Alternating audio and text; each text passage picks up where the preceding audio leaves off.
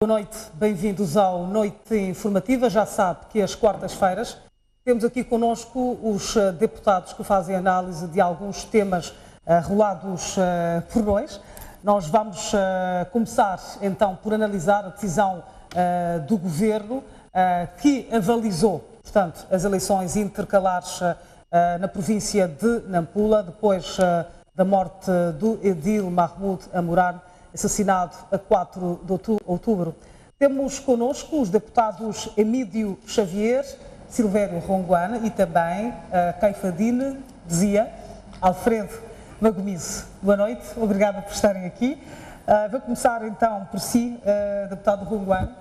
Como é que analisa esta decisão do Governo em, portanto, decidir que sim, Nampula vai às eleições intercalares? Eu queria começar por cumprimentar os telespectadores, os colegas do painel e dizer que, bom, trata-se de uma decisão soberana do Governo, está no seu direito. Portanto, o que nós, de fato, também esperávamos, era que a lei fosse cumprida. Portanto, ainda havia aquelas dúvidas de faltando poucos dias, portanto, cabia claramente ao Governo decidir se haveria eleições.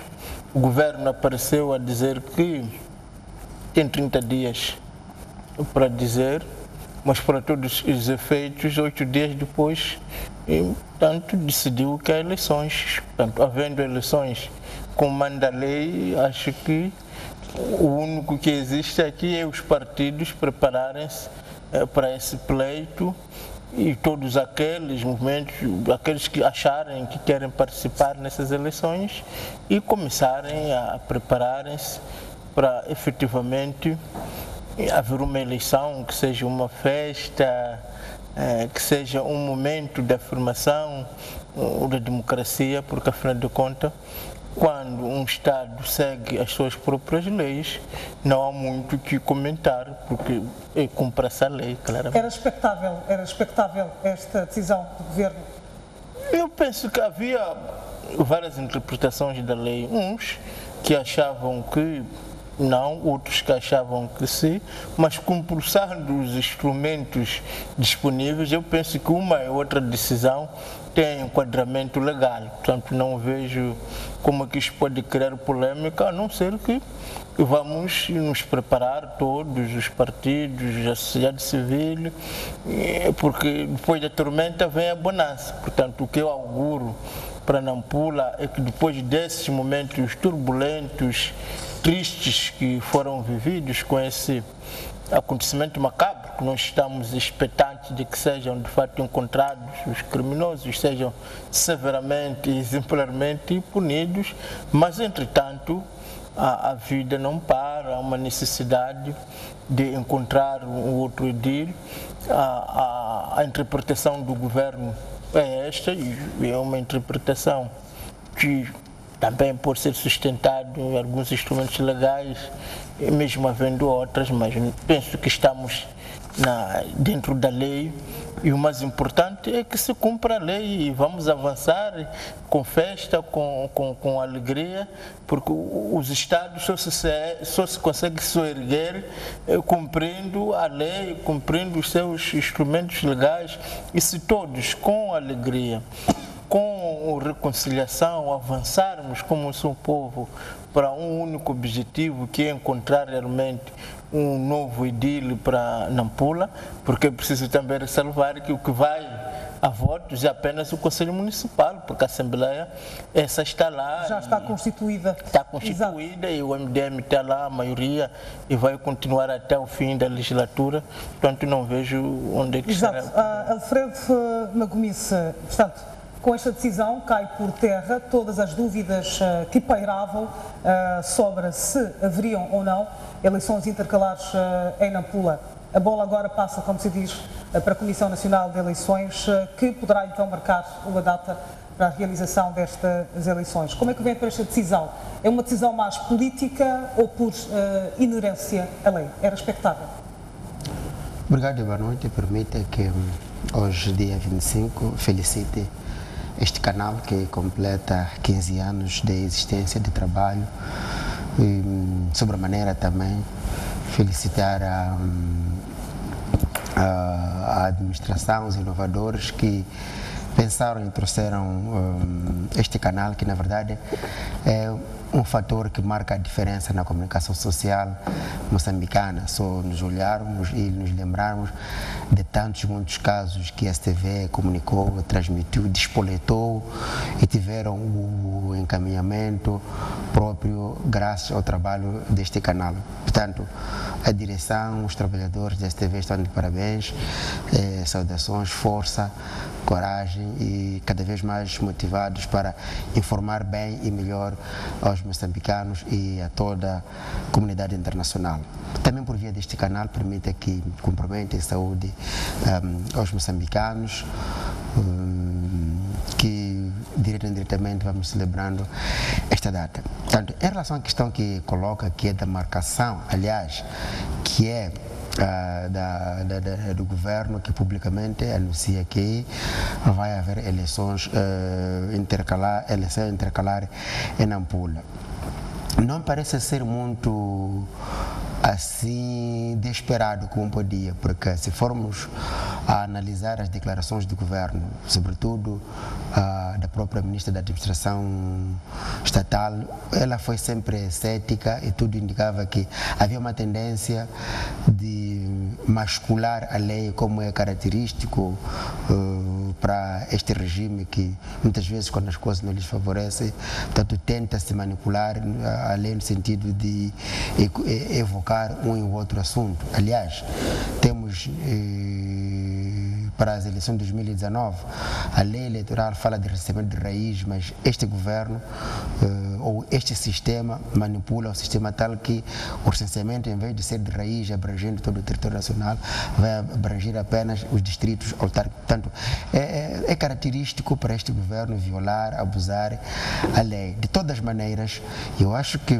depois de um aconselhamento, presumo eu, digo isso analisando as declarações que foram da ministra da Administração, desde do fatídico dia até o penúltimo Conselho de Ministros, em que o governo mostrava aparentemente que estava dúbio em relação a este ponto, apesar da legislação eleitoral, apesar do pacote eleitoral ser peremptório em dizer ou contabilizar as circunstâncias em que deviam haver as eleições. De todas as maneiras, está claro, o governo convenceu-se, à luz da lei, dura lex de lex, e por via disso, todos os interessados, todos os intervenientes, arregaçar as mangas, irmos ao trabalho e esperamos brevemente que a Comissão Nacional de Eleições faça a proposta ao governo, que provavelmente na próxima sessão do Conselho de Ministros possa o Conselho de Ministros marcar a data. E para o nosso caso já estamos nos preparando para o embate, tal que possamos vencer a presidência do Conselho Municipal. Exato, vamos então saber daqui a pouco sobre se os partidos estão ou não preparados para estas eleições intercalares. Vou agora consigo, deputado Emílio Xavier. Certamente que o Governo balanceou a questão de logística, portanto, avaliou se havia possibilidade para a realização de eleições em Nampula ou não. Como é que analisa esta decisão do Governo? Foi uma decisão política por inerência à lei, pelos debates que foram levantados durante a semana passada e esta semana? Como é que analisa esta decisão do Governo? Bom, também queria começar por saudar os colegas do painel, saudar os telespectadores da STV e saudar também o canal pelo 15º aniversário, pelo crescimento que tem vindo a demonstrar. Eu começaria também por saudar o governo de Moçambique pela decisão que ora está em debate, porque é uma decisão que vem mostrar o comprometimento do governo com o primado da lei. É uma decisão que vem mostrar que o governo ponderou a todos os elementos que concorriam para a análise da execuibilidade das eleições intercalares no período que nos resta até as eleições autárquicas que vamos ter no próximo ano. Acredito que não era possível nem a ministra da Administração Estatal, nem qualquer outro membro do governo se pronunciar com dados acabados e, sobretudo, à margem todo o movimento do acompanhamento do edil de Nampula após o fatídico acontecimento que surpreendeu a todos e que lamentamos bastante. O governo anunciou que estava a analisar o processo, precisaria de tempo, mas a dinâmica dos acontecimentos em Nampula, acredito que de alguma forma há de ter influenciado. Quando fala de dinâmicas, refere-se a quais dinâmicas desta mudança, então, dos vereadores por parte de Manuel Tocome?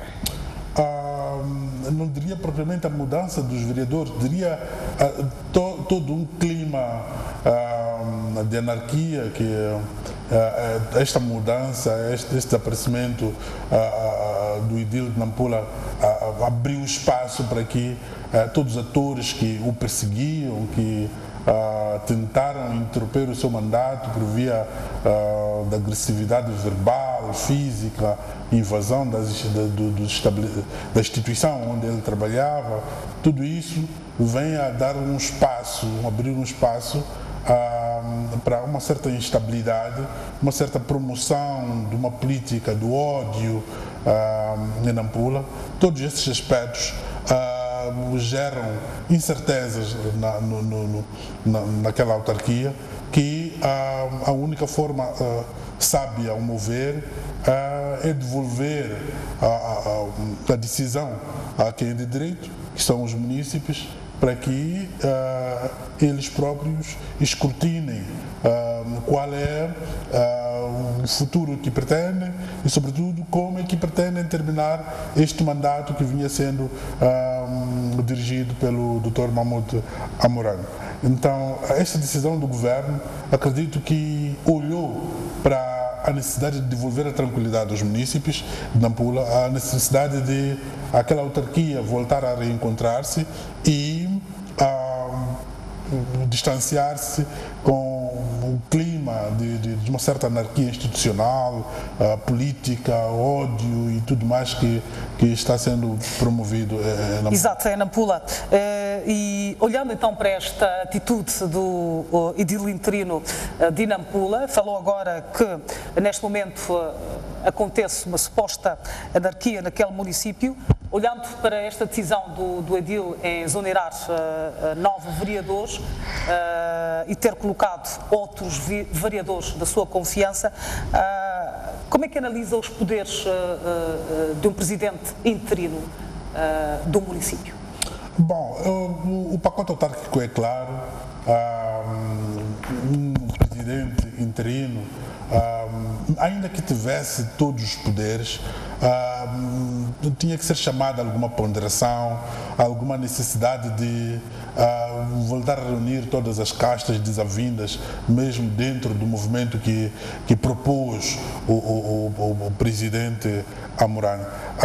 Havia uma necessidade de alguma cultura de tolerância, algum trabalho profundo para que todos possamos esquecer, de alguma forma, arrefecer um pouco este ambiente grave criado por esta situação, que estes atores que hoje estão a digladiar, estão a tomar essas decisões precipitadas, decisões ilegais, decisões que não estão, digamos, dentro daquilo que é a lei que rege as autarquias locais, estão a mostrar agora muita avidez pela coisa pública e de facto a dar razão ao edil perseguido, trazendo atores até que são suspeitos de corrupção e tudo mais. Então há uma série de uma salada russa que nos remete a um ambiente de alguma instabilidade, de alguma intranquilidade. E que, na sua opinião, com estas eleições, isto poderá mudar? Vamos então passar para o deputado Silvério Ronguana. Considera então que a atitude do edil interino de Nampula terá sido ilegal ao nomear novos vereadores e ter tirado os outros? Bom, qualquer afirmação que não se baseia em artigos concretos da lei, por respeito a mim mesmo e a minha dignidade, não posso discutir isso. Não é? Se houvesse evidências, acho que o colega, se quer falar de ilegalidades, tem que citar as leis que foram violadas. Agora, há uma coisa que também estou convencido: este não é o momento de pôr mais achas na fogueira. As eleições estão marcadas, é uma espécie de um tiratemas, não é? A palavra foi devolvida aos nampulenses, e tudo indica que tudo está a acontecer dentro da lei, não é? E se efetivamente pensamos que há um clima de ódio, eu estou convencido que não se responde ódio com ódio. Se se diz que há uma anarquia, também estou convencido que não se responde anarquia com anarquia. Eu penso que neste momento é o momento de serenar os espíritos. As eleições estão aí, os nampulenses vão poder, num clima de ordem, de paz, e gostaria até de festa, de amizade, e se pronunciarem. E se alguém acha que uma lei foi violada, que diga: foi violada a lei número tal. Porque é preciso também lembrar aos espectadores que em Moçambique, infelizmente, já tivemos outros assassinatos. Eu me lembro do assassinato de Sibasiba Macuaco, por exemplo.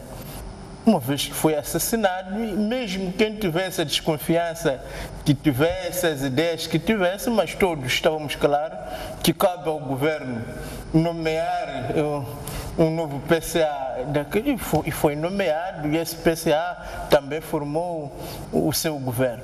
Mas se calhar, neste momento, toda esta discussão seria inócua e sem valor, porque as eleições foram marcadas. E mais, eu acredito que a lei não se aplica de forma circunstancial. Digo, bom, como há isto, então vamos aplicar a lei. Se não houvesse este clima, não se aplicava a lei, porque repare que nós vamos entrar em eleições em 2018 e vão ser em todos os municípios. Não vai se ponderar qual é. No município da Matola houve muita confusão, então há eleições. No município da Beira houve paz, tranquilidade, desenvolvimento, então não há eleições. Não, há de haver eleições, tanto na Beira, que houve esse desenvolvimento, um clima de paz e de governo, como na Matola, que temos assistido um clima de confusão, de destruição de casa, de perseguição dos mais pobres e de todo tipo de incoerências governativas. Mas as eleições serão universais. Não vai ser onde houve, por exemplo, distribuição de casa, como assistimos há poucos dias na Matola, ou onde houve o desenvolvimento, uma governação exemplar como na Beira. Portanto, parece-me que o colega percebe que a lei não se aplica de forma circunstancial. Exato. A lei existe e aplica-se quando existem razões para que seja aplicada. Neste caso, o governo, fazendo interpretação da lei, achou que de fato devia marcar as eleições. Vamos nos concentrar nisto com amizade, com civismo, com o espírito de reconciliação. Talvez esta situação sirva de exemplo para as próximas, oxalá que não hajam mais assassinatos, mas se por ventura um edil estar incapacitado de governar e, portanto, a ter que se colocar um presidente interino, se calhar pode voltar a fazer a mesma coisa que o edil interino de Nampula está. Se calhar sirva para que a lei efetivamente seja mudada. Não sei, o que eu acho é que existe uma lei que é clara sobre a substituição, não é? No sentido que morrendo um edil, faltando 12 meses, não.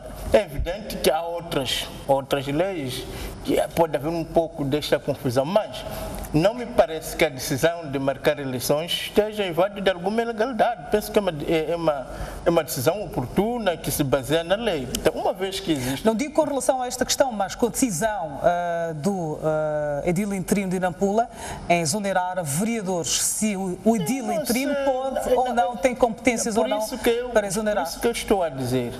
Para isso tinha que se compulsar a lei, claramente, dizer foi violado o artigo X. Agora, o que eu estou a dizer é que nós já tivemos vários casos de substituição de edis. Não é? Estivemos na Matola, com o afastamento do Nhancali, não houve um edil que era o presidente do Conselho Municipal, que tomou as decisões que tomou. E não só nos municípios. Para mim é importante que nós alarguemos a discussão não só para os edis, mas para outras áreas. Por exemplo, tivemos o assassinato de Sibaciba Macuacua no Baco, não é?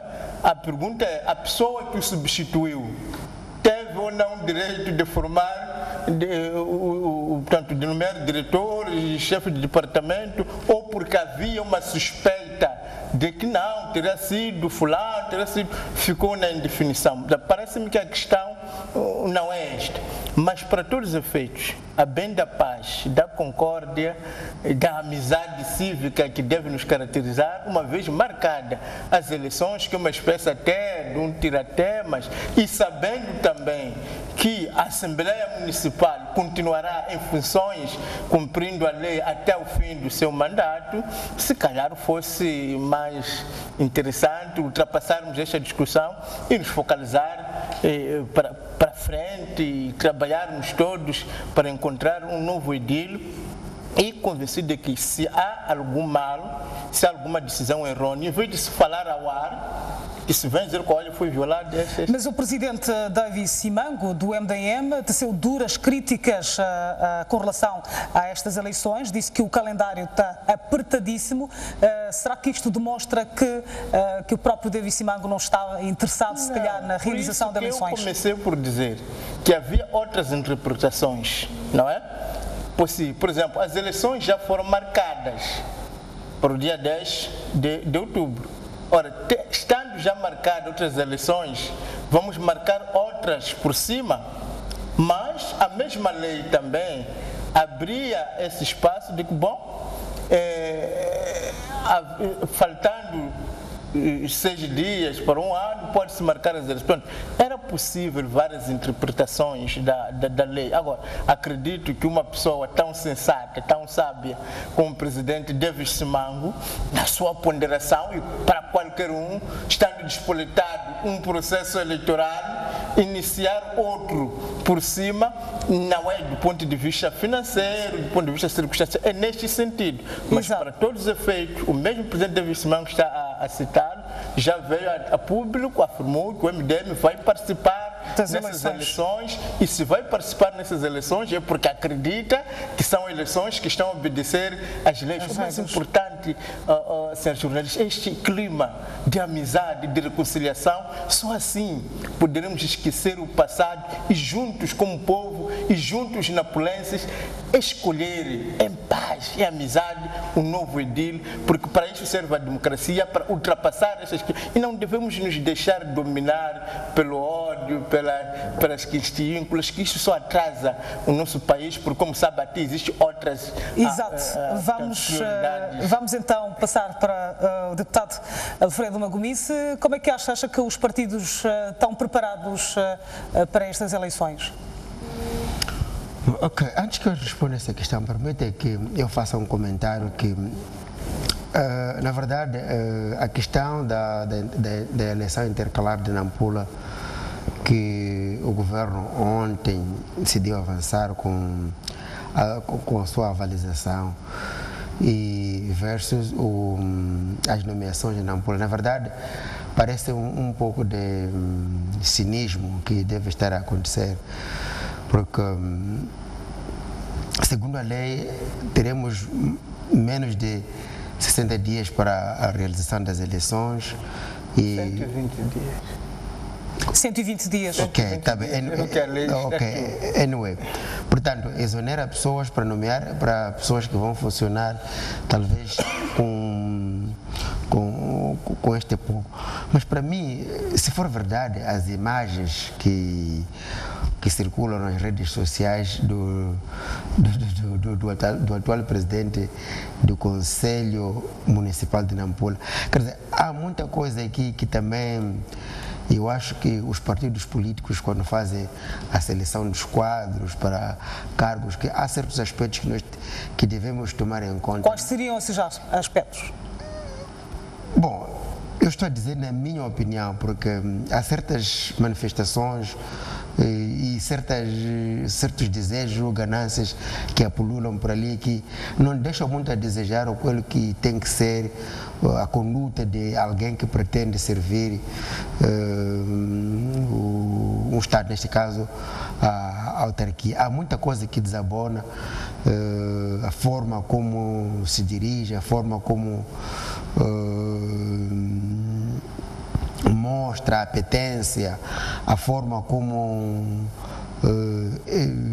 minimiza aos outros, sobretudo aqueles que colaboraram com o malogrado. De todas maneiras, essa é uma questão interna do outro partido que pode chamar a atenção a este ou aos outros, a nós os outros, na forma como muitas vezes fazemos a seleção dos quadros, tendo em conta a idoneidade, sobretudo moral e política, até que as pessoas podem ir aprendendo. Em relação à questão que coloca de se os partidos estão preparados ou não, que eu saiba... Olhando para o tempo que resta... Os partidos políticos, por exemplo, o nosso caso, estamos no terreno 365 dias por ano, 12 meses por ano, 52 semanas por ano, tal que é um processo contínuo de revitalização das bases, mas de forma particular há uma eleição que vai acontecer, requer uma atenção especial, porque dentro das atividades do partido não estava programada uma eleição ainda este ano, mas porque assim acidentalmente aconteceu, teremos que redimensionar os esforços no sentido de irmos nos preparando para as eleições. Neste momento, o nosso partido já está a trabalhar no sentido de preparar que a eleição corra na maior tranquilidade, se depender de nós, e que o nosso candidato venha a vencer. Mas o que eu queria dizer também é dizer que estas coisas de preparar eleições é como preparar um jogo. Até que não se realiza o jogo, nunca se fica preparado, né? Então nós iremos afinando a máquina, até que chegue aquele dia que provavelmente vamos saber na próxima terça-feira, que é o dia exato da realização das eleições. Mas o mais importante é uma preparação progressiva, tendente a participar com maior pujança e vencer as eleições. Exato.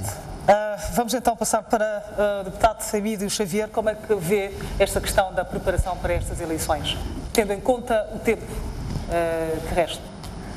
Bom, esta é uma eleição, diríamos, imposta por esse acontecimento fatídico e no segmento da lei, é uma eleição incontornável, tem que acontecer.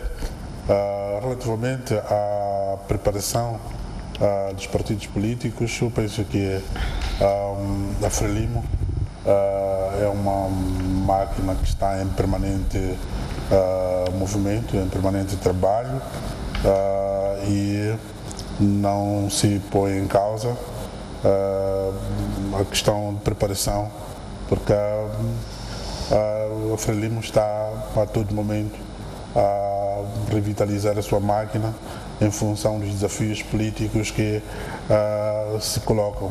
Neste momento, a Frelimo está a sair do movimento do 11º Congresso, em que os trabalhos começaram das células e se desenvolveram, passando pelos círculos, pelas zonas, pelos distritos, província, até ao Congresso, e que reforçou este Congresso, a coesão da Frelimo, reforçou os instrumentos programáticos da Frelimo, aprovando o programa da Frelimo para os próximos 5 anos e os instrumentos normativos internos que vão estruturar toda uma visão do partido para os próximos 5 anos. E isso significa que há condições internas para que o partido se oriente para uma vitória folgada em Nampula, tanto mais que os acontecimentos em Nampula mostram que o ambiente gerado é de uma certa falta de responsabilidade política, falta de uma responsabilidade governativa que, digamos, remete à necessidade de uma reflexão dos municípios de Nampula porque esta aventura que foi levada a cabo, digamos, não foi uma aventura feliz, foi uma aventura de sobressaltos que os próprios atores que deviam contribuir para a estabilidade e o crescimento daquela urbe tão importante para este país começaram a digladiar-se ao meio do processo, ao invés de apoiarem o IDIL para um melhor desempenho, começaram a disputar de uma forma desenfreada os ganhos do controle do erário público naquela autarquia. Pelo que o que antevejo, de facto, é uma reflexão que poderá reforçar o trabalho em curso na Frelimo, para que a autarquia volte a ter uma estabilidade, uma boa governação, um trabalho que dignifique os moçambicanos. Exato. Uma última questão para passarmos para outro tema. Vou começar por si, Alfredo Magomice. Estas eleições intercalares serão livres, transparentes e justas? Uma boa pergunta. Uma boa pergunta. Ok. Se me perguntasse, uma mãe que vai conceber em outubro vai ter um bebê de sexo masculino ou sexo feminino? Não sei como é que responderia. Ia fazer então a ecografia, para saber. É que estamos aqui a fazer a ecografia. A mãe ainda não concebeu. A mãe ainda não concebeu. Portanto, o que é que há uma vontade expressa de que deve haver eleição intercalar em Nampula para a eleição do presidente do Conselho Municipal. Portanto, segundo os procedimentos, provavelmente a CNE, a Comissão Nacional de Eleições, o governo vai notificar a Comissão Nacional de Eleições para produzir um cronograma de atividades que conduzirá até a realização das eleições. Ainda não temos data.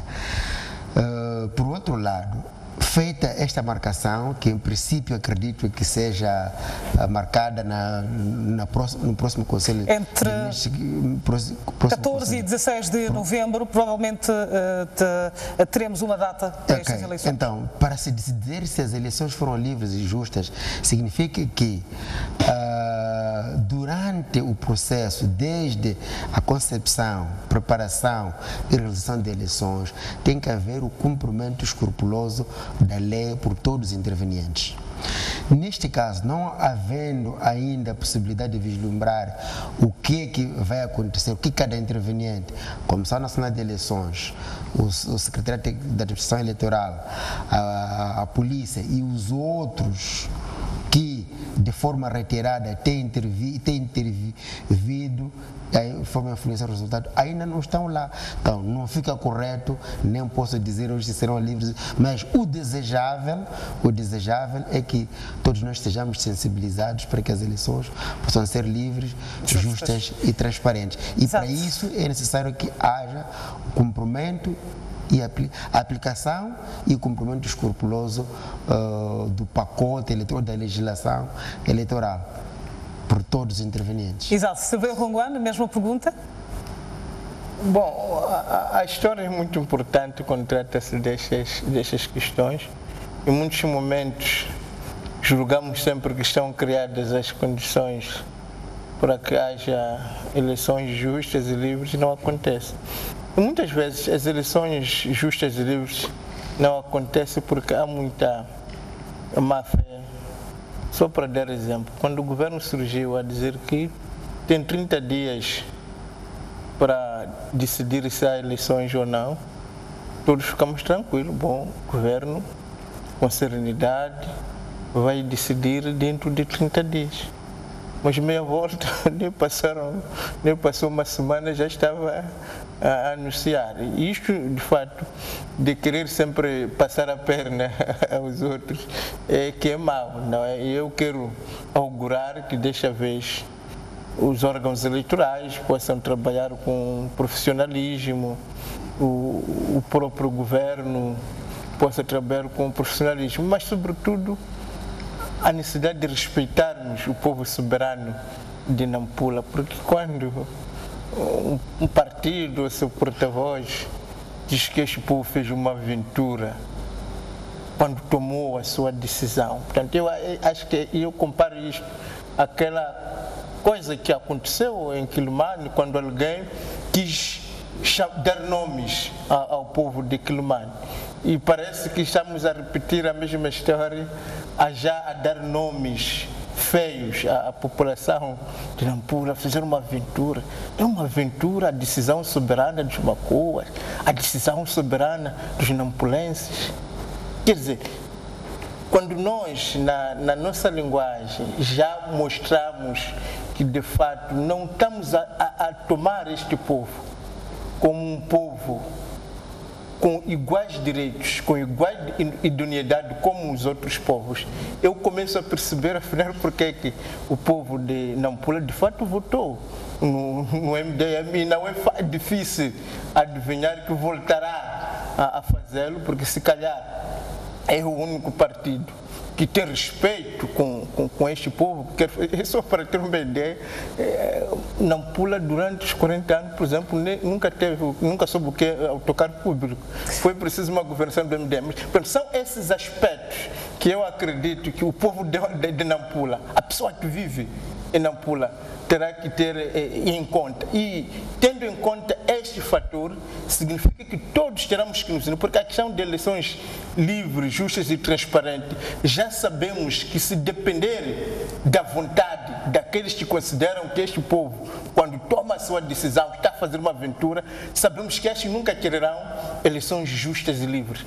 Mas eu acredito na garra que os nampulenses mostraram quando elegeram o MDM, que a Assembleia continua, e quero acreditar que esta garra, esta decisão de que nunca mais a exploração, nunca mais... Vamos deixar então de... Acreditamos que é isto que vai fazer com que os nampulenses impeçam qualquer manobra de querer forjar resultados, portanto, Nampula, eu acredito neles. Exato. Vamos passar então para o deputado Emílio Xavier, últimas considerações com relação a se estas eleições serão livres, transparentes e justas, na sua opinião. Eu começaria por clarificar ao Dr. Longuan que, quando me refiro a uma aventura política, refiro-me a uma decisão que tem como consequência as atitudes que nós estamos a assistir até hoje em Nampula, em que no último dia da cidade de Nampula, as mesmas pessoas que os nampulenses votaram, confiaram, em pleno dia da cidade, em plenas festividades da cidade, foram vaiar o presidente, dirigentes, foram arrancar micros e tudo mais. É isto que nos chama a uma aventura. Quando vão invadir o gabinete do edil, as mesmas pessoas que foram confiadas pelo povo. Isto é uma aventura. Não pode ser uma coisa normal, é uma coisa que nos remete à aventura, porque estamos em permanente incerteza. Nós, como moçambicanos, queremos aquela cidade não é só de pessoas da etnia Makua, é uma cidade de todos nós moçambicanos. Nós queremos a cidade estável, queremos a cidade bem governada, acima de tudo, independentemente de quem estiver lá, nós queremos ver a cidade bem governada. Então, não tem nada a ver com uma visão tribal, uma visão regionalista, tem a ver com os acontecimentos concretos que fomos assistindo em Nampula, que até hoje estão lá, o colega Macomice citou algumas coisas que estão a circular nas redes sociais que são deploráveis, que não são aconselháveis, mostram que isto é uma novela política a que estamos metidos nela, todos nós que não gostaríamos de estar lá numa situação desta natureza. Então, eu queria distanciar-me desta visão de Nampula, dos Macuas, sei lá onde, daquela tribo. O Moçambique é de todos nós, é património de todos, nós todos queremos uma boa governação, uma boa gestão municipal, uma boa gestão pública que beneficia a todos nós. Agora, relativamente ao processo eleitoral, eu penso que neste momento o que podemos dizer é que os atores políticos que são em primeiro plano os partidos que nós representamos, os partidos que vão participar no processo eleitoral, as organizações da sociedade civil, reforcem o clima de confiança no processo, reforcem o clima de confiança nos atores e se organizem para participar da melhor maneira, porque só uma eleição bem participada, no sentido dos atores estarem no jogo pela gestão da autarquia, mas não só, no sentido de os atores estarem juntos em todo o processo da construção da eleição intercalar que vamos ter, é que vai, de facto, devolver a tranquilidade aos municípios de Nampula e ao país, porque penso que ninguém está interessado numa eleição que venha acrescentar mais barulho do que o barulho que já temos em Nampula. Exato. Vamos então passar para o nosso segundo tema da noite. O Gabinete Central de Combate à Corrupção acusou formalmente 3 pessoas envolvidas nos esquemas de pagamentos ilícitos na compra de aviões da Embraer para as linhas aéreas de Moçambique. Esquemas de corrupção despolitados há 3 meses e que lesaram o Estado em mais de 370 milhões de meticais. O Gabinete Central de Combate à Corrupção não avançou nomes, eu vou começar mesmo por si, deputado Macomice, não avançou nomes, mas diz que já está no encalço de 3 pessoas que possivelmente tenham se envolvido nestes atos de corrupção. Como é que analisa esta questão? Muito obrigado. Bom, esse é um daqueles casos que, na abertura deste debate, felicitei a STV pela forma como tem contribuído para a comunicação entre os moçambicanos. Este é um dos casos daquele também que este canal, na altura, despoletou e foi amplamente discutido. Foram semanas, programas atrás de programas, a discutirmos a forma fraudulenta, corrupta, como as linhas aéreas de Moçambique adquiriram as aeronaves, sobretudo de marca Embraer, no estado do Brasil. Segundo o esquema que na altura era discutido, era apresentado, havia indicações claras de elementos muito bem posicionados, tanto no governo como na empresa e outras empresas que foram sendo criadas, todas no sentido de dilapidar o Estado através da sobrefaturação dos preços dos aviões.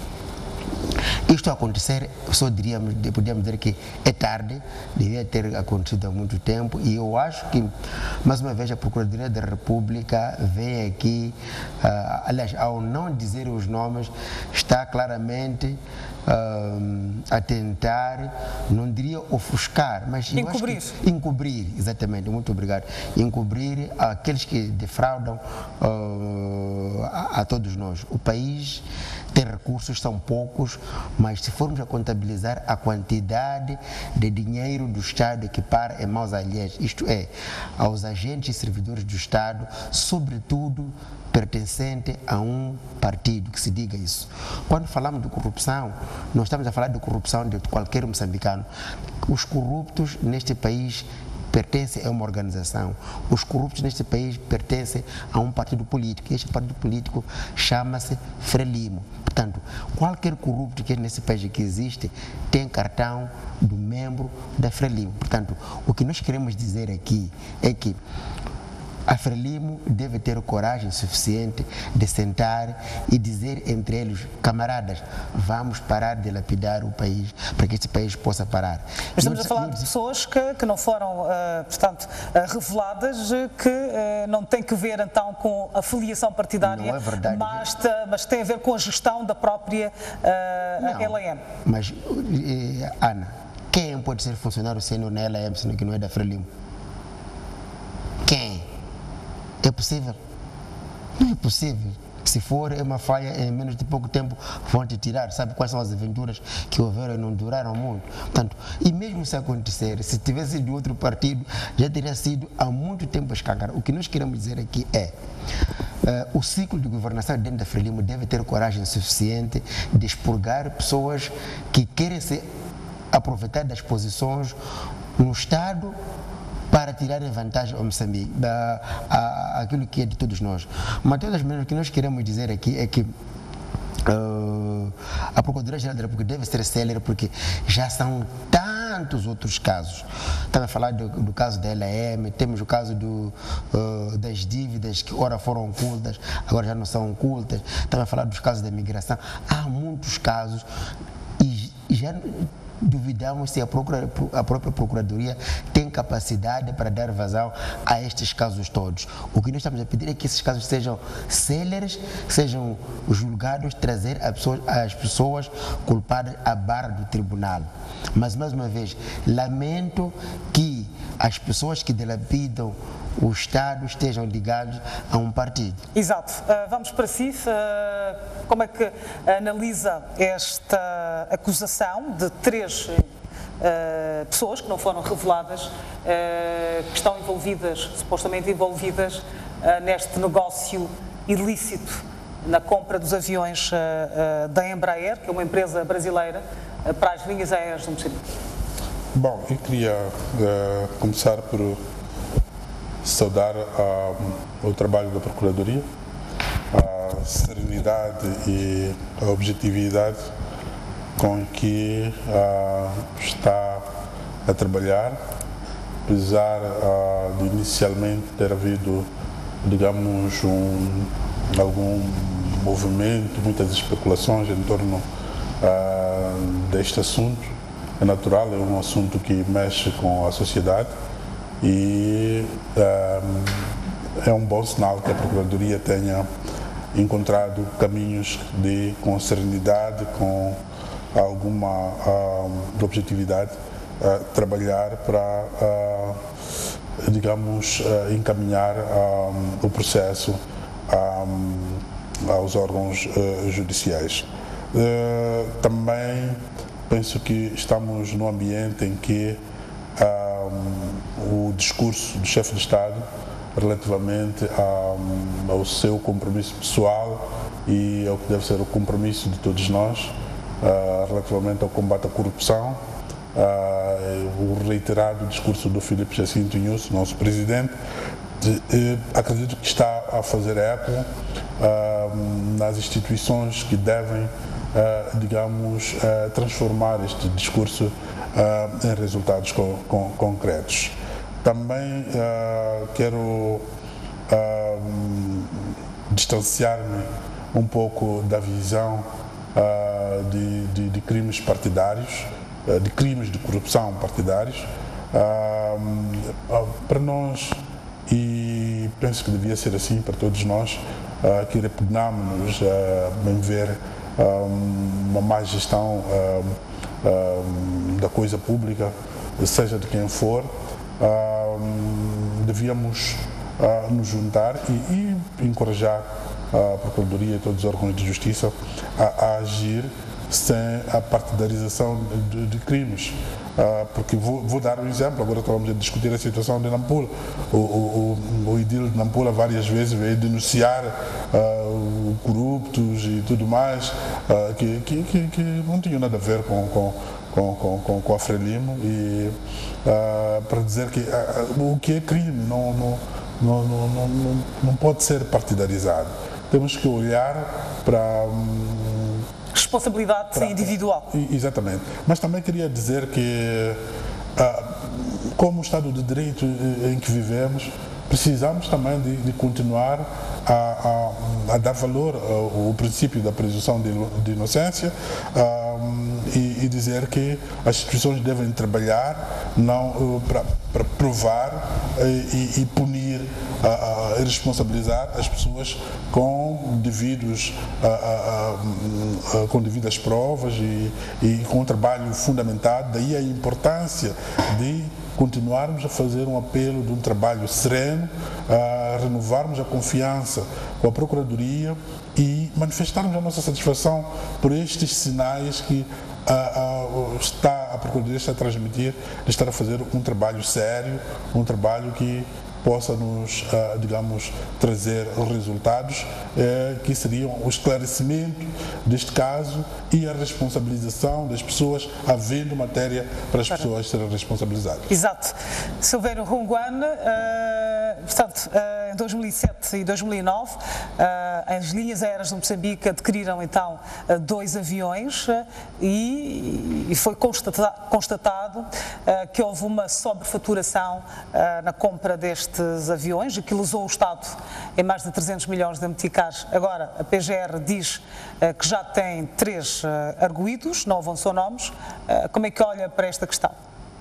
Havia ou não necessidade, há ou não necessidade de se omitir estes nomes?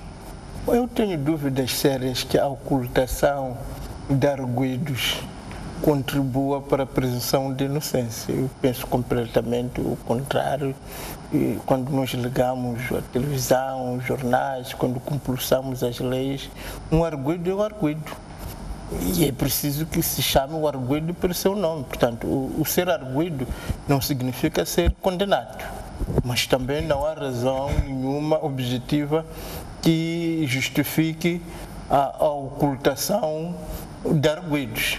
Tratando-se até de uma denúncia pública que foi discutido nos jornais, quando se diz hoje que há 3 arguidos nas linhas aéreas, até coloca em suspensão todos os funcionários.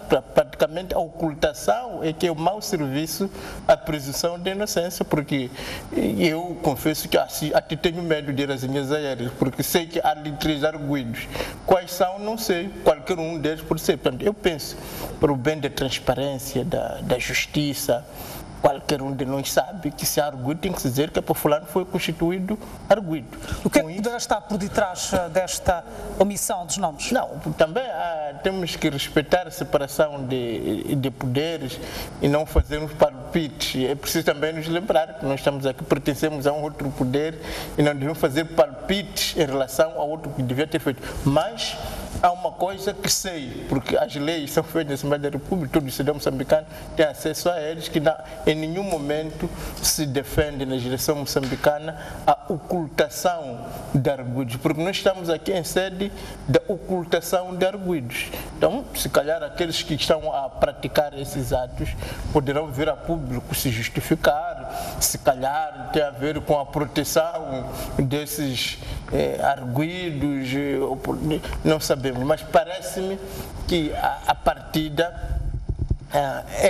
esta prática não contribui para aquilo que nós esperamos da transparência da justiça em Moçambique, da mesma maneira que colar efetivamente fulano é criminoso, pertence àquele partido, também penso que não contribui. Eu penso que é a segunda vez que eu digo aqui, na Europa sobretudo, havia o hábito de se dizer fulano de tal, de raça africana, de raça cigana, cometeu este crime, e realmente isto veio à baila pública. O que acrescenta a pertença a uma certa raça, a uma certa, no criminoso, não é? Da mesma maneira que em Moçambique, não sei se tem sentido que o fulano de tal foi constituído arguido e pertence a este partido. Parece-me que não acrescenta nada. Agora, é verdade que neste momento temos que reconhecer que, por um lado, estão a ser constituídas arguidas muitas pessoas, estão a ser denunciados muitos casos, estão a ser perseguidos, mas também assusta um pouco quando outros casos também tão badalados, tão públicos, há suspensões, há atos que, do ponto de vista aparente, configuram indícios de crime e não se diz nada. Aliás, hoje mesmo fomos brindados pelo discurso do seu provedor, em que acusava com nomes e cargos, por fulano de tal, cometeu este crime com as leis concretas que foram violadas.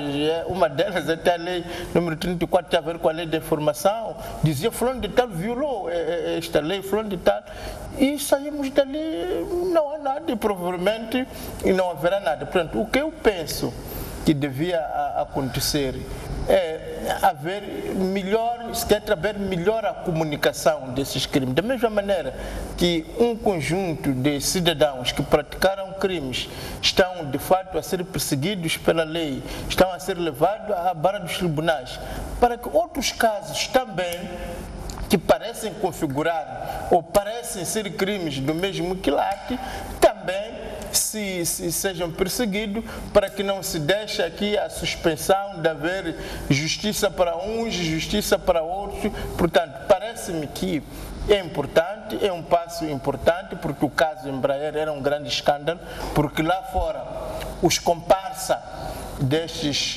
indiciados de crime em Moçambique já foram julgados e condenados, enquanto no nosso Estado ainda não tinha acontecido nada.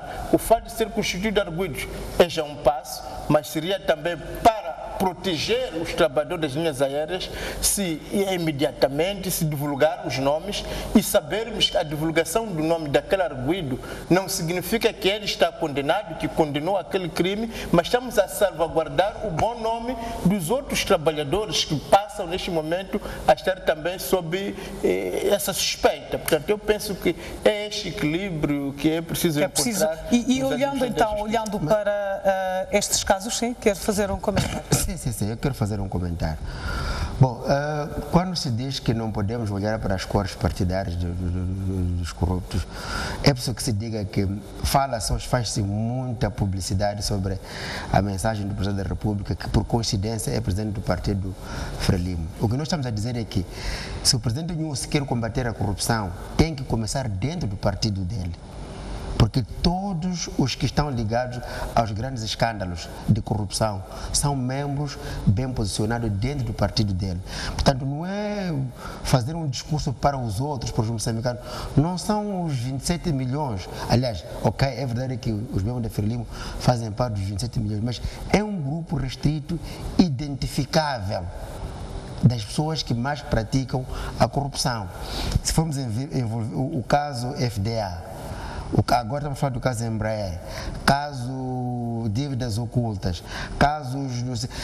Todos esses casos é um grupo de pessoas identificadas e, por coincidência, estão na fileira em que o Presidente da República, que assim discursa contra a corrupção, manda, governa. É isso que estamos a dizer. Mas não vai encontrar um outro corrupto aqui de 3, 4 mil meticais que não pertence a este grupo. Portanto, o que nós estamos a fazer aqui é que esta mensagem, em vez de vir para fora, ele tem que começar de dentro. O Presidente da República, Nyusi, começa de dentro do partido a identificar as pessoas que nomeou ou nomeadas pelos outros que estão a dilapidar o país. Mas olhando então para estes julgamentos que estão a acontecer e estes casos que estão a ser despolitados pelo Gabinete Central de Combate à Corrupção, acha que o discurso do Presidente da República está a ser acatado pelas instituições? Não, estes casos não é a PGR que despolitou. Não é a PGR. Este caso que despolitou foi a STV. Mas o que estamos a dizer agora é que a PGR está a vir atrás do prejuízo, tentando agora, digamos, está a trabalhar para esclarecer o caso. Dizia o colega, nos outros países em que os outros já foram julgados. O que nós estamos a dizer é que, politicamente, há um responsável por isso, que é o Presidente da República. O Presidente da República é em simultâneo o Presidente do Partido Frelimo. O que estamos a dizer é que ele tem que fazer um trabalho dentro do partido, no sentido de sensibilizar, no sentido de orientar os seus quadros, que alguns deles ele nomeia. a serem fiéis com os princípios que norteiam, que pretendemos que assim seja. Exato. Porque ele é o responsável político máximo disto tudo. Exato. Estamos a dizer agora o caso da FDA. O caso da FDA, só estamos a olhar para a Cetina Titosse. O que é a montante? Será que ela sozinha decidiu fazer tudo aquilo? E se vamos a ver a montante, o responsável político mais alto vai ser ele, o presidente da Frelimo. Vai ser ele o presidente da República. Então, isso estamos a dizer. Vamos que então. As pessoas que dilapidam pertencem a um determinado grupo de onde vem o mesmo discurso. Em outras palavras, não pode, de um lado, chorar e, por outro lado, desejar também que assim as coisas aconteçam. Fica difícil, né? Emílio Xavier, como é que vê o despoletar-se destes casos ao longo do tempo, que coincide com o discurso do Presidente da República, que diz que deve haver então um combate cerrado à corrupção? Não pode falar. Para todos os fenómenos que exigem, digamos, uma reorientação das instituições do Estado, a clareza da liderança e, sobretudo, a cristalização do discurso político objetivo e claro sobre esta questão é muito importante. E o presidente Filipe Jacinto Nyusi tem dado um comando claro sobre questões de corrupção, tem mostrado firmeza sobre a necessidade de os servidores públicos se conformarem com a lei e, mais do que isso, reverem as práticas nocivas da gestão da coisa pública e partirem para uma racionalização dos recursos do Estado, tanto mais que as restrições que vivemos como país exigem uma maior racionalização de recursos e uma maior consciência do espírito de servir os moçambicanos, do espírito de servir o povo. E eu penso que este discurso bem construído pelo nosso chefe de Estado, este comando, esta firmeza, é o apoio político que as instituições de justiça precisavam para, digamos, serem mais acutilantes na investigação, no encaminhamento destes processos, e os resultados começam a aparecer. O principal resultado que nós gostaríamos é que todos nós que somos servidores do Estado, somos servidores dos nossos compatriotas, pudéssemos pautar pelo cumprimento da lei. Mas a natureza humana é a natureza humana que nós conhecemos, é por isso que quero mais uma vez dizer que o crime não pode ser partidarizado, porque temos evidências mesmo da governação dos outros partidos da oposição. Houve sempre um e outro problema. Aonde? Que nos municípios. Aonde? Que já qual município? Qual município? Qual? Aonde? Mesmo na ilha do Não faz confusão. Não. Agora, o problema da corrupção é Frelimo e MDM. Agora MDM não pula. Não. Aonde? Sim, aonde? Qual município? Bom. Não. Quero terminar o seu raciocínio. Não. Corrupção é o vosso assunto. Mas eu dizia que, no essencial, me parece que estamos juntos. O que nós queremos são os resultados e, para isso, nós devemos continuar a encorajar a Procuradoria. E quando a gente fala da necessidade de se trabalhar com profundidade, de se investigar os casos, de trazer-se as evidências da necessidade de responsabilização dos atores em causa. Também não queremos dizer que estamos a defender a ocultação dos arguidos, nada disso. Estamos a dizer que em Estado de Direito, ocultos ou públicos, as pessoas que são arguidas têm necessidade de se respeitar a sua presunção de inocência até o julgamento acontecer e serem responsabilizados e se provar que de facto eles cometeram as irregularidades no seu processo de gestão. Mas em todo caso eu quero reiterar que o caminho que nós temos é de dar um voto de confiança à Procuradoria, é de dar um voto de confiança a todas as instituições de justiça e que façam deste apoio político que tem a partir do alto magistrado da nação um elemento que inspire a buscarem resultados e a disciplinarem a máquina do Estado para melhor servirmos os moçambicanos. Exato. Últimas considerações com relação a este tema, Silvério Ronguano? Bom, eu penso que se calhar para percebermos um pouco isto, temos que perceber se calhar a gênese do Partido Frelimo, que é uma gênese de idolatria, que começou por negar a Deus. Quais as implicações que isso tem?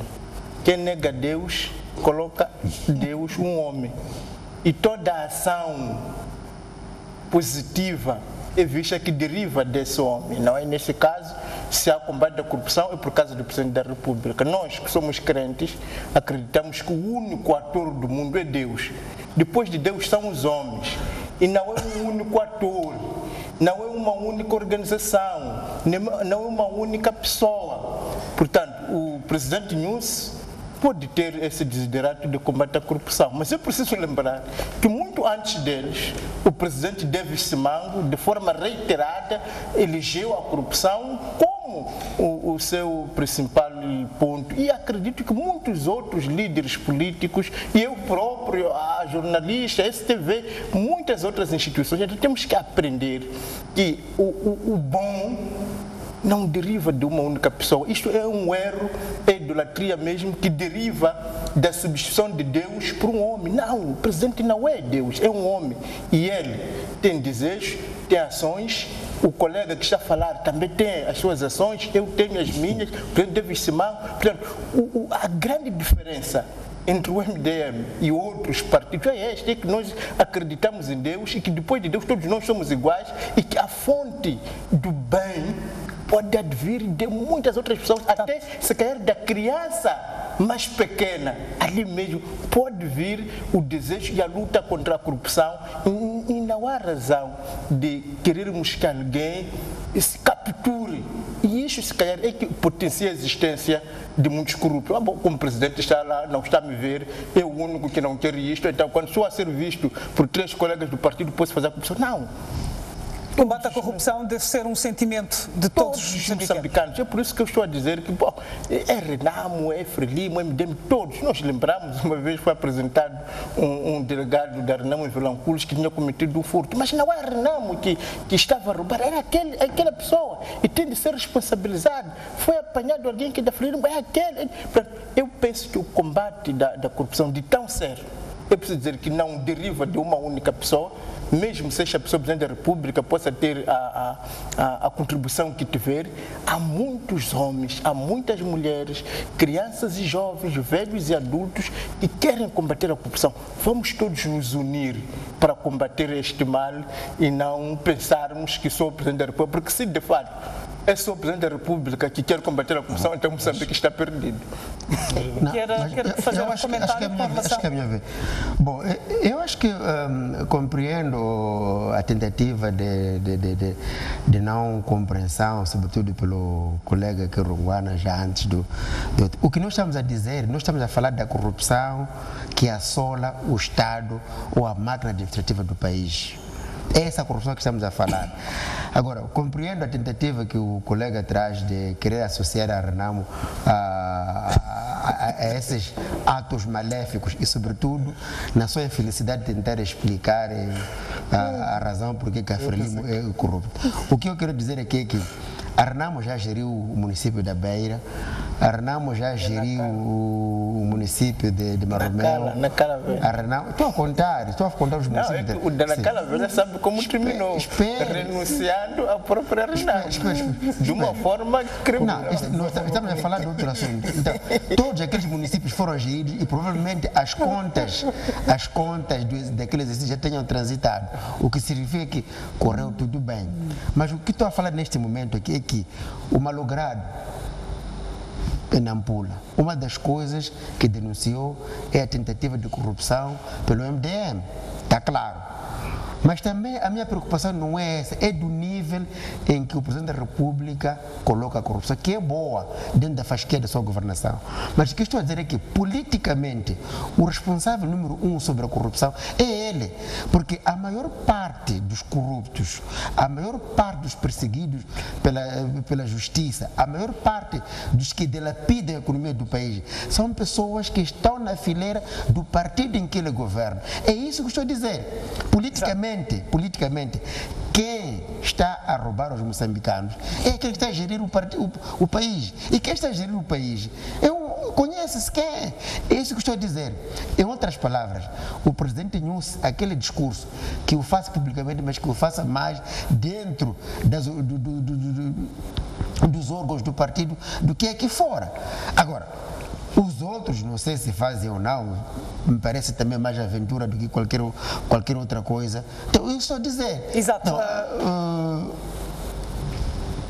É neste âmbito, estou a dizer que se formos a fazer uma estatística até simples, vai-se perceber onde está a maior parte dos corruptos. Já percebemos então o seu ponto. Que eu responsabilizo que os que dilapidam a administração do país estão ligados a uma organização. E esta organização, felizmente, tem condições, porque tem um líder com relação a este assunto. Queria então responder ao deputado Fabiano. Não, eu queria mesmo lamentar, porque o Dr. Romano já estava a colocar palavras que não pronunciei em nenhum momento. Eu enalteci apenas a importância da liderança do Estado ao mais alto nível, a firmeza, e o colega Macomista dizia agora a fasquia onde o Presidente coloca a necessidade de combater a corrupção. Não tentei confundir o Presidente com Deus. Eu sou cristão, sou católico e conheço o lugar de Deus, conheço o lugar das autoridades dentro de uma sociedade. Não quis fazer essa confusão, nem sequer quis passar a mensagem de alguma responsabilidade única e unilateral e omnipresente do chefe do Estado, mas em todos os processos, a vontade política, a liderança, o comando do chefe do Estado, como representante supremo das instituições do Estado, é extremamente importante para a moralização da função pública, a moralização dos servidores públicos, e temos visto esse desdobramento, esse diálogo com os servidores públicos com vista à mudança de atitude, com vista a que este fenómeno de corrupção encontre, digamos, uma resposta atempada e uma resposta à altura para que possamos moralizar a nossa função pública. Exato. Era este aspecto que eu pretendia clarificar. Do resto, penso que estamos em consonância na necessidade de que tanto este caso concreto que está em debate, como os outros casos, a Procuradoria deve continuar a trabalhar, deve continuar a mostrar, digamos, a responsabilidade do Estado na busca de esclarecimentos destes casos todos. Estamos a falar, neste caso, o tempo que se levou, podemos discutir se justifica ou não, é um crime que tem tentáculos internacionais. A própria Procuradoria veio em alguns momentos dizer que estava a trabalhar com entidades dos outros países em que têm algum papel no esclarecimento deste crime, e esperamos que de facto esse trabalho tenha resultado na recolha de uma informação credível e suficiente que possa nos ajudar a esclarecer o caso, em primeiro lugar, e a responsabilizar das irregularidades que eventualmente tenham cometido. Exato, vamos passar para o nosso último tema da noite, desta feita. Vamos falar da CTA, que contesta a ação da autoridade tributária em fiscalizar estabelecimentos comerciais e empresas para arrecadar impostos para reforçar então o orçamento do Estado. Eu vou começar por si, Alfredo Magomice. Como é que olha para esta ação da autoridade tributária? Estará a querer correr contra o tempo? Bom, mais uma vez, obrigado. Permita que diga, na minha percepção, eu acho que a autoridade tributária é uma instituição pública que existe e exerce as suas funções no dia a dia. Fiquei também um pouco assim interrogado quando vi a Presidente anunciar a campanha de fiscalização sobretudo aos comerciantes, que presumo que seja na sua maioria da cidade de Maputo e Matola, porque revela em algum momento que a autoridade tributária esteve durante todo o ano, diga-se, na sombra da bananeira, e só depois de ver que as contas não fecham, vai atrás de um determinado grupo restrito para, em forma de campanhas, fazer esta coleta. E como sabemos, muitas vezes as atividades feitas em campanhas têm suas vantagens e desvantagens. Ela pode a qualquer custo querer atingir as metas que se pretende para financiar o Orçamento Geral do Estado, mas também pode, na maioria das vezes, violar as normas a forma de estar e ser dos próprios cidadãos, que neste caso correspondem, diríamos, aos comerciantes. Portanto, eu acho que não é correto que uma instituição que tem funcionários que ganham do erário público 12 meses para que possam vir em público anunciar campanhas. Vi também noutras instituições a se anunciarem campanhas sobre fiscalização disto e daquilo. Eu acho que não fica muito bem, porque a percepção que temos é que a autoridade tributária está todos os dias, diríamos, da segunda a sexta, no terreno, a fazer a fiscalização e, por via disso, ir coletando aquilo que são os dinheiros destinados para o Estado e permitir também que o cidadão possa exercer a sua atividade e ganhe a margem de lucro confortável necessária para manter e continuar a atividade. Portanto, este anúncio não me ficou bem. Mas também, por outro lado, a CTA, sendo uma instituição que, pelo que aparenta, são empresas organizadas. Tenho visto tenho acompanhado o programa de PMEs, né? O que revela que a maior parte dos empresários ou das pessoas que intervêm já tem uma contabilidade organizada. Não vejo a razão de susto, não vejo a razão de preocupação, porque se são empresários, sabem a partida quais são os procedimentos fiscais, os procedimentos administrativos e financeiros, e por via disso sabem qual é o valor que, quando cobrado neste caso, o consumidor, o que é que vai para o Estado e o que é que fica para ele. Também não vejo razão de alarme. O que posso apelar é que sendo empresas ou sendo empresários, devem sempre manter a organização ou os seus ficheiros muito bem organizados para permitir que não haja espaço para, dentro dos funcionários da autoridade tributária, hajam aqui gente de má vontade que pode querer aproveitar e tirar vantagens pessoais ou vantagens particulares da forma, talvez, da não organização de determinadas empresas ou determinadas instituições comerciais neste caso.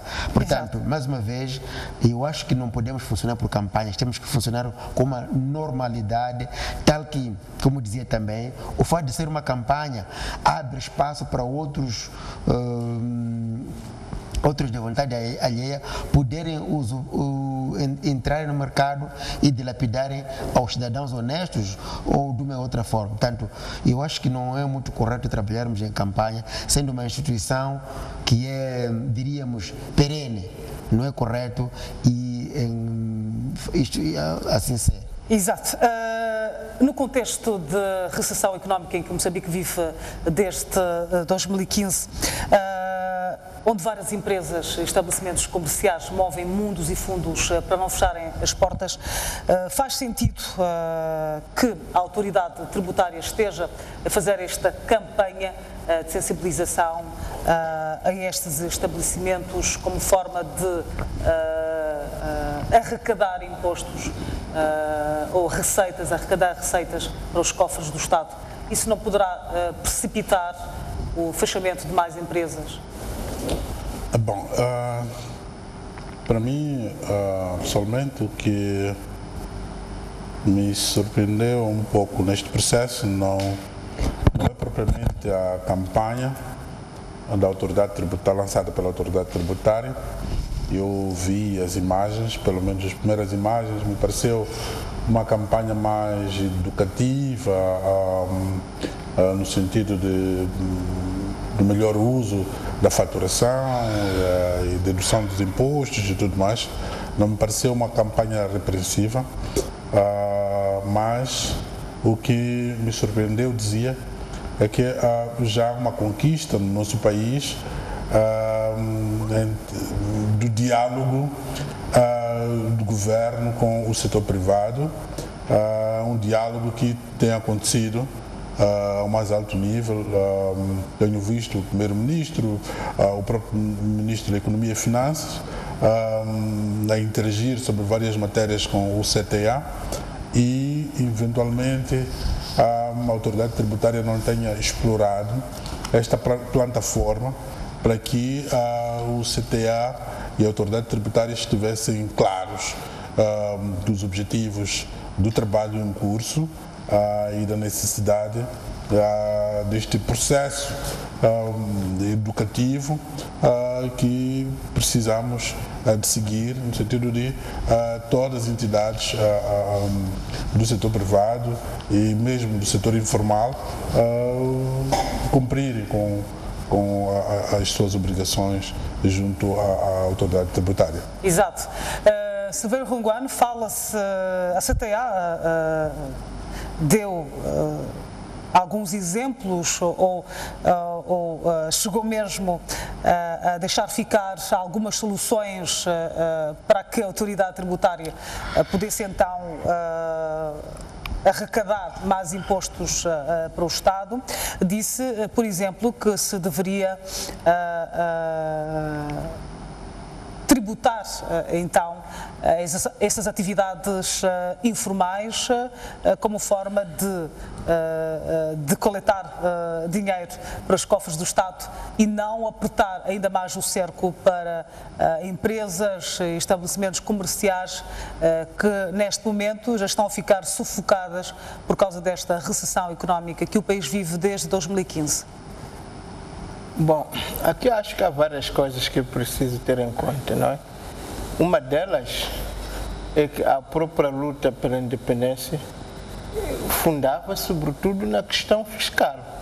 Quando se falava do imposto da padrota, portanto, que quando os governantes sobrecarregam os seus povos com impostos e taxas, isso gera descontentamento. E nós tivemos um exemplo claro, que era do coronéismo português, que era conquistado também pela sua carga fiscal. Portanto, isto nos chama a atenção da necessidade de haver muita prudência quando se trata da matéria fiscal, porque como sabemos que a morte e o pagamento dos impostos são das poucas certezas que temos na vida, não é? Que vamos morrer e vamos pagar imposto. Então é daquelas coisas que também é uma ameaça permanente para os homens. Daí a necessidade de uma grande prudência quando a matéria é carregar mais nos impostos. O segundo aspecto é que é preciso também apreciarmos a separação de poderes. Portanto, o AT é uma instituição que lhe cabe apenas coletar. Agora, fixar as normas, os procedimentos, as leis, quem paga, quem não paga, quando é que se paga, quando não se paga, isso já pertence a outras instâncias, no caso concreto ao governo, através dos seus decretos, decreto-lei, em última instância a Assembleia da República.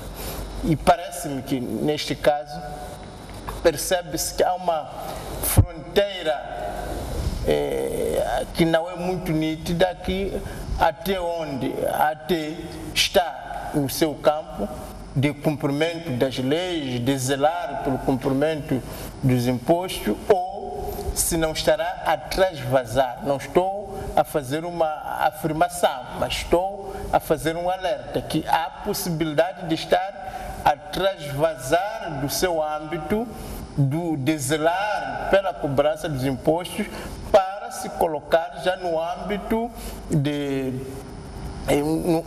de fazer as leis, no sentido de determinar a ela mesma quem deve pagar, quando, como, o que eu acho que isso já pertence a outro nível. E é fácil de perceber que a senhora Presidente da AT, com a sua juventude e o seu desejo de resolver o problema das dívidas ocultas, porque no fundo tudo vai bater ali. Nós temos uma dívida oculta por pagar, e já tínhamos alertado que a existência destas dívidas ocultas vai implicar uma sobrecarga ao povo, a quem quis negar evidências, mas agora as coisas estão ao sair de cima, que afinal, se há dívida por pagar, alguém tem que pagar, e quem é esse que deve pagar é o mesmo povo moçambicano. Portanto, para dizer que estamos perante uma matéria sensível que tem de ser tratado com toda a prudência, e é preciso também chamar a atenção que o povo moçambicano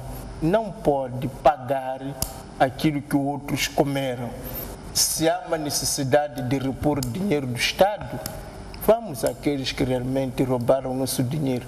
Esses sim é que até tinha que lhes apertar por essas dívidas, e não o pacato povo moçambicano, que esse não merece. Incluindo o MDM. Mas o que eu queria dizer neste caso, eu acho que pode ter, talvez, o colega Ronguá não tenha percebido muito bem a situação, o que está a passar. A autoridade tributária não está a introduzir novos impostos, não é o que está a acontecer. Está a cobrar aquilo que é de lei, aquilo que a lei diz que tem que ser cobrado. Portanto, sentou e decidiu atacar um certo grupo de empreendedores, de empresários, que está a tirar, está atrás, até parece-me, do IVA dos 17%. Parece-me que excluiu as grandes empresas e parece a um certo nível. É o que está a acontecer, não está a fixar novos impostos. O que estamos a dizer, por outro lado também, eu acho que o CTA não pode reclamar, porque o dinheiro que até está ir atrás é um dinheiro que já cobrou, já retirou do cidadão. O que até está a dizer é, olha, esse dinheiro já foi cobrado do cidadão, do consumidor, faça-o chegar ao Estado. O que está a fazer até? Não há aqui novos impostos ou formas erradas, não. É só dizer, já cobrou, leva a sua parte e leva a parte que é do Estado, encaminha para o Estado. Mas a questão aqui é a forma de campanhas, porque isso cria espaço para, mais uma vez, ladrões, corruptos, oportunistas irem atrás dos cidadãos, porque já que é campanha, vou a qualquer cantina de um cidadão ali, estou a pedir os livros de caixa, há uma pequena anomalia e alguém tira dividendo. Portanto, isso que estamos a dizer é que, mas pelo que percebi, a AT está a cobrar tudo fixado por lei e o CTA não pode reclamar porque o dinheiro que a AT vai atrás é o dinheiro que o CTA já tirou do consumidor. Exato. Vamos então dar por encerrada este espaço de análise. Nós vamos fazer um brevíssimo intervalo e já voltamos para mais notícias. Obrigada pela vossa presença aqui, Dr. Silveira Ronguano, Alfredo Noguice e também Amido Xavier. 15 anos a STV a fazer hoje. Obrigada. Estamos de parabéns. Vamos ao intervalo. Até já.